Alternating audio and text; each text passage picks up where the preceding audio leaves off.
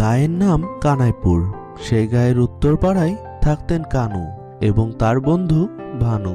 ভানু ছিলেন খুবই কর্মঠ, অন্যদিকে কানু ছিলেন অলস এবং মাতাল। এমনই একদিন সকালে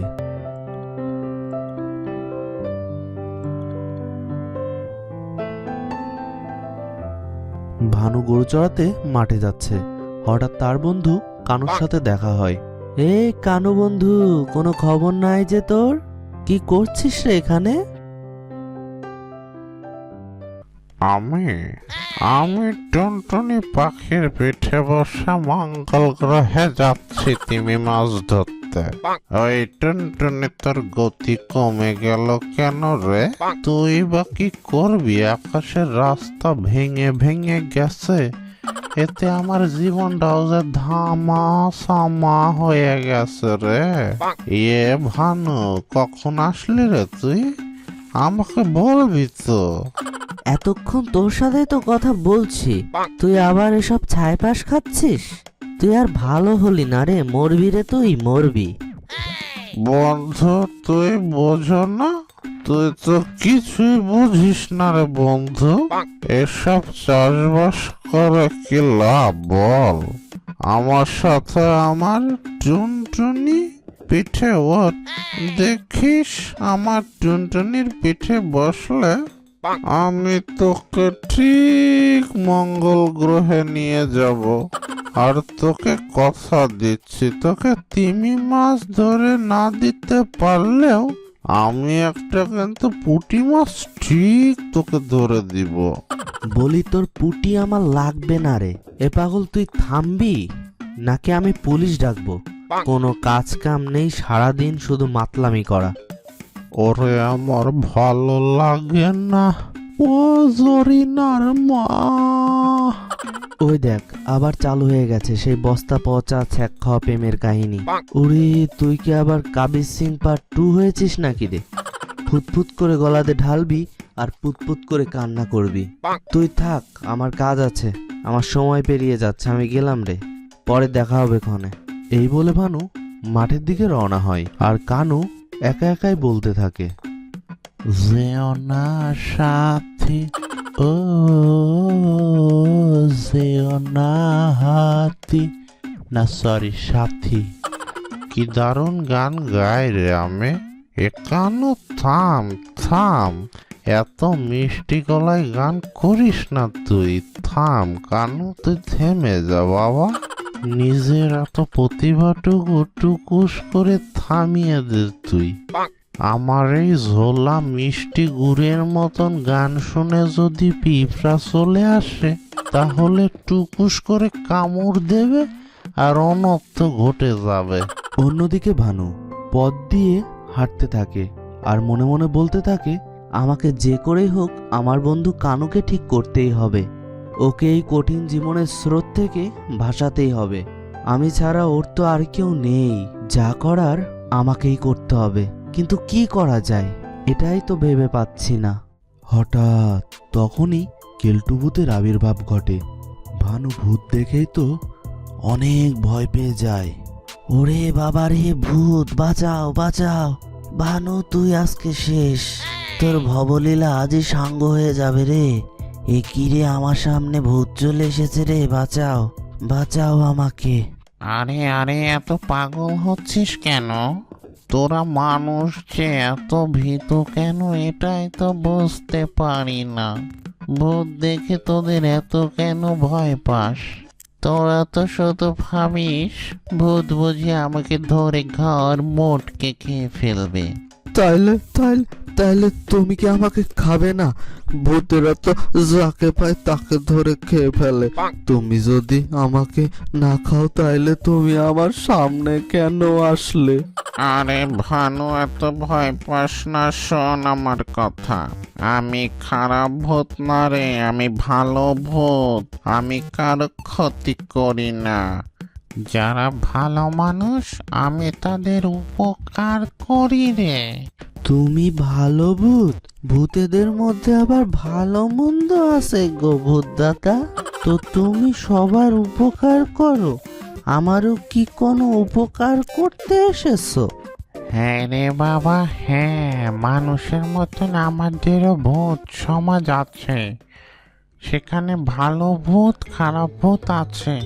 আমি অনেকক্ষণ যাবৎ তোকে দেখছি, অনেক চিন্তা করছিস তুই, কিন্তু এত চিন্তা করছিস তুই বলে আমি তোকে সাহায্য করতে নিচে নেমে এসেছি। আমার কোনো সাহায্য লাগবে না ভূত দাদা, তবে সাহায্য যদি করতেই হয় আমার বন্ধুকে তুমি সাহায্য করো। অবশ্যই তোর বন্ধুকে আমি সাহায্য করব, কারণ তুই নিজের জন্য না, তুই তোর বন্ধুর জন্য সাহায্য চেয়েছিস। তুই অনেক বড় মনের মানুষ রে। এবার আমাকে খুলে বল তো তোর বন্ধুর কি হয়েছে। কি আর বলবো ভূত দাদা, আমার একমাত্র বন্ধু কানু সারাদিন নেশার মধ্যে ডুবে থাকে। আগে আমরা দুই বন্ধু একসাথে মাঠে কাজ করতাম, লাঙল দিতাম, গরু চড়াতাম। খুব সুন্দর ছিল আমাদের দুই বন্ধুর জীবন। তারপর তারপর কি হলো, আমাকে খুলে বল সব। হ্যাঁ ভূত দাদা, তারপর যখন কানুর গার্লফ্রেন্ড কানুকে ছ্যাঁকা দিয়ে ব্যাকা করে চলে গেল, তখন থেকেই আমার বন্ধু নেশার জগতে ডুব দিল। তখন থেকেই সে মঙ্গল গ্রহের আকাশ বাতাস সব কিছু এক করে ফেলছে। সারাদিন নেশার জগতে সে ডুবে থাকে। ও, এই ব্যাপার। ভানু তুই চিন্তা করিস না, আমি সব ঠিক করে দেব। এই নে একটা জাদুর টোপলা, এটার মধ্যে একটা জিনিস আছে যা তুই ভানুকে যেভাবে হোক খাইয়ে দিবি, দেখবি কাজ হয়ে গেছে। কিন্তু একটা কথা স্মরণে রাখ রে, এটা যেন তোর বন্ধু বুঝতে না পারে যে এই কাজটা তুই করেছিস, তাহলে কিন্তু আমার এই দাওয়ায় কোনো কাজ করবে না রে। এই বলে কেলটু ভূত ভানুর হাতে একটা টোপলা দিয়ে দেয়। এতে কাজ হবে তো ভূত দাদা? আরে হবে হবে, অবশ্যই হবে। আর বাকি একটা কাজ আছে, সে কাজটা করতে পারলেই সমস্যার সমাধান হয়ে যাবে। আর এই কাজটা আমি করে দেব, তুই কোনো চিন্তা করিস না। শুধু তোর বন্ধু নয়, এই গাঁয়ের কেউ যেন এই পথে না আসে সে ব্যবস্থা আমি করব রে। তুমি এত ভালো ভূত দাদা, আমি তো বুঝতেই পারিনি। না রে ভানু, তোর দেখে আমার নিজের পুরাতন কথা মনে পড়ে গেল। আমি তোদের মতন এই গ্রামে সাধারণ জীবন যাপন করতাম। একদিন আমার বন্ধুর সাথে এই নেশার জগতে এসেছিলাম, আর তার কিছুদিন পরেই আমাদের মৃত্যু ঘটেছিল রে। এজন্য যখন তোর মুখে তোর বন্ধুর কথা শুনলাম, আমার আগের কথা মনে পড়ে গেল রে। এই জন্যই আমি যেভাবেই হোক তোকে আমি সাহায্য করব। তবে একটা কথা মনে রাখিস, যেন তোর বন্ধু কিছুতেই বুঝতে না পারে, এতে হিতে বিপরীত হতে পারে রে। আমি আসি, আমার কাজটা সম্পন্ন করতে হবে। এই বলে কেলটু ভূত সেখান থেকে চলে যায় এবং উপস্থিত হয় গ্রামের দক্ষিণ প্রান্তে সেই মদন কাকার নেশাঘরের সামনে। ওরে বাবা রে, ভূত ভূত, বাঁচাও, কে কোথায় আছো, বাঁচাও, ভূত যে আমাকে মেরে ফেলবে, বাঁচাও বাঁচাও। এই দিনের বেলা ভূতের উপদ্রব কোথা থেকে হলো রে, বাঁচাও আমাকে। ভয় পাওয়ার কোনো কারণ নেই রে মদনা, আমি এখানে তোকে মারতে আসিনি। আমি তোকে একটা কথা বলতে এসেছি, আর সেটা হচ্ছে তোর এই দোকানটা চিরকালের জন্য বন্ধ করতে হবে। না না বুদ্ধা, এ কি কথা বলছো তুমি আমাকে? আমি দোকান বন্ধ করলে বউ বাচ্চা নিয়ে পথে বসবো, এমন অন্যায় অবিচার আমার সাথে করো না গো বুদ্ধা। এই দোকান তোকে বন্ধ করতেই হবে, আমি তোকে মেরে ফেলবো কিন্তু বলে দিলাম। তোর জন্য গ্রামের যুব সমাজ যে শেষ হয়ে যাচ্ছে। এটা তো রুজি রুটির যোগান দিচ্ছে ঠিকই, কিন্তু সমাজের তো ক্ষতি করছে, তাই তোকে এটা বন্ধ করতেই হবে। তুমি যাই বলো দাদা, এই দোকান বন্ধ করলে আমি তো অনাহারে মরে যাব। ওরে আমি থাকতে তুই অনাহারে মরবি কেন রে বাছা? আমি তোকে দুটো গরু দেব। অন্যদিকে ভানু কানুকে খুঁজতে থাকে। হঠাৎ সে কানুকে দেখতে পায় একটা গাছের নিচে বসে আছে। ভানুকে দেখে সে এগিয়ে যায় এবং ভানুকে বলে, তুই আবার এই জায়গায় বসে এসব ছাইপাশ খাচ্ছিস? কি আর আছে রে জীবনে, জীবন আমার কবেই তেজপাতা হয়ে গেছে। এখন আর এসব বলে কি হবে রে? আমি তো এসব খাই না, এসবই তো আমাকে খাচ্ছে রে বন্ধু দিন দিন। এই যে আবার শুরু হয়ে গেছে আধ্যাত্মিক কথাবার্তা। তুই তো বাজারের আলু পটল না যে ইচ্ছা করবে কেউ তোকে খেয়ে ফেলবে। কি যে ভুলভাল কথা বলিস না সব সময়। আরে এ খাওয়া তো সে খাওয়া নয় রে। আমার মনের বিরহ যন্ত্রণা দুঃখ কষ্ট বেদনা এগুলোর চাপা দিতেই তো আমি এসব খাই। তুই এসব বুঝবি না রে। আরে বুঝবো বুঝবো, আমি তোর সাথে খাওয়ার জন্যই তো আজকে এসেছি রে এখানে। এটা বলে ভানু ভূতের টোপলার জিনিসটা বের করে এবং তাতে খুব সাবধানে কানুর খাবারের সাথে মিশিয়ে দেয়। অন্যদিকে মদনার সামনে একটি আলোকরশ্মির সৃষ্টি হয় এবং সেই আলোকরশ্মি থেকে দুটি গরুর সৃষ্টি হয়। এই নে দুটি গরু। এই গরু দেশে গরু নয় রে, এটি সারা বছর তোকে দুধ দেবে, আর সেই দুধ তুই বিক্রি করে তোর সংসার ভালোভাবে চালিয়ে নিতে পারবি। আর এসব ছাইপাশ বিক্রি করার কোনো প্রয়োজন হবে না রে তোর। হ্যাঁ ভূত দাদা, পারবো, তাহলে তো কোনো সমস্যাই নেই। তুমি জাদুর গরু দিয়েছো বলে কথা। আচ্ছা ঠিক আছে, এখন তো তোর দোকান আমাকে দিয়ে দিতে হবে রে। তোর কোনো আপত্তি নেই তো মদনা? না না দাদা, আপত্তি কেন থাকবে?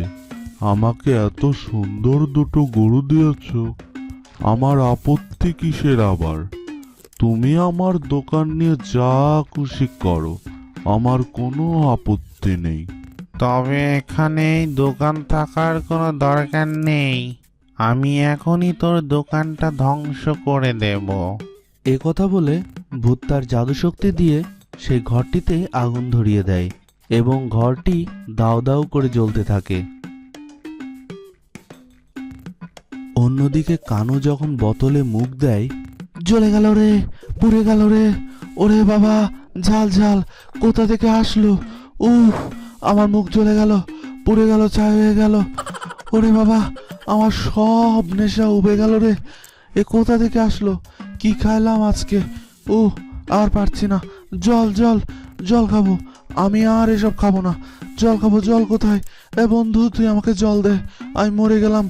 উড়ি জাল জাল। এই যে জল, কিন্তু একটা শর্ত আছে, তোর এসব ছাইপাশ খাওয়া বন্ধ করতে হবে। যদি এটা কথা দিতে পারিস তাহলেই তুই জল পাবি।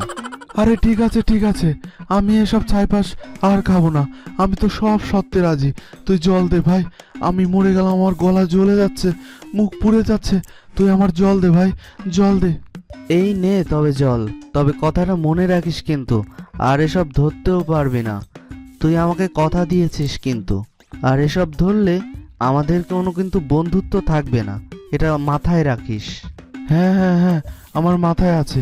আমি আর কখনো এসব খাবো না। তোকে কথা দিয়েছি, আমি এই কথা অবশ্যই রাখবো। আমি আর খাবো না এসব। এভাবেই ভানু তার বন্ধুকে স্বাভাবিক জীবনে ফিরিয়ে আনে। একজন বন্ধুই পারে বন্ধুত্বের মূল্য বুঝতে। জীবনে চলার পথে বেশি বন্ধুর প্রয়োজন নেই, দু একটা বন্ধুর মতন ভালো বন্ধু থাকলেই যথেষ্ট। তো বন্ধুরা, ভিডিওটি ভালো লাগলে অবশ্যই সাবস্ক্রাইব এবং লাইক করে দিও। তোমার বন্ধুদের সাথে অবশ্যই শেয়ার করো।